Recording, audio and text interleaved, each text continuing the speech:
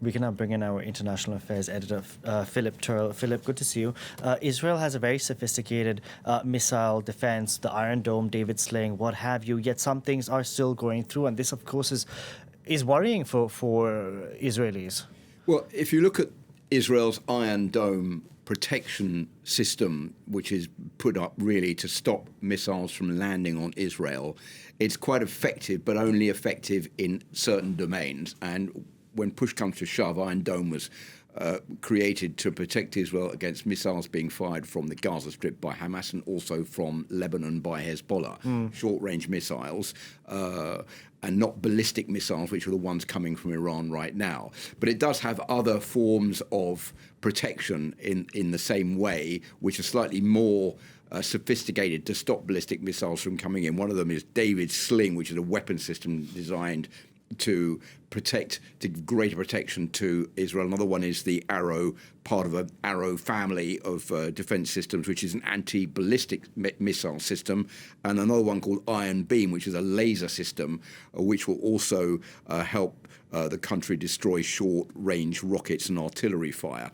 The problem here is that this is not sophisticated enough to stop some missiles from coming into Israel, as we've seen with the attack on this hospital. Yeah. So there is reason to believe, yes, there is a pretty strong missile defense system in Israel. 90% of missiles not getting through, but it's the 10% that do get through that are causing the damage.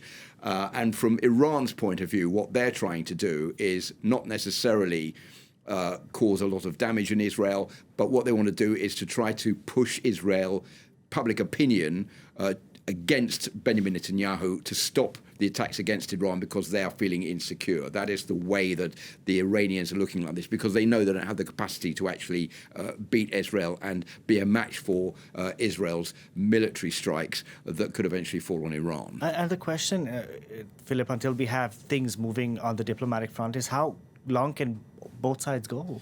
Well, it's a very interesting question. If you look at it from the Israeli point of view, and if you research on the internet, looking at all the different sites, we don't know exactly what Israel's military capacity is because they're very secretive about it. They pulled out of the nuclear non-proliferation treaty, which led to many rumors that they were hiding secret nuclear weapons that nobody knew about, and that's why they were no longer a member of that, to avoid inspectors coming in. But Israel is a large producer of military hardware, and it also imports vast amounts of military hardware from the United States. About 70% of its military weapons come from the US. It doesn't have these bunker buster bombs that it needs to hit underground nuclear installations in Iran. But it's got enough weapons to be able to fight the Iranians for quite a long time to come. And there was a report recently in the New York Times that said Israel had enough weapons to be able to export $13 billion worth of weapons in 2023 to other nations because it had too many. It was manufacturing too many and could maintain the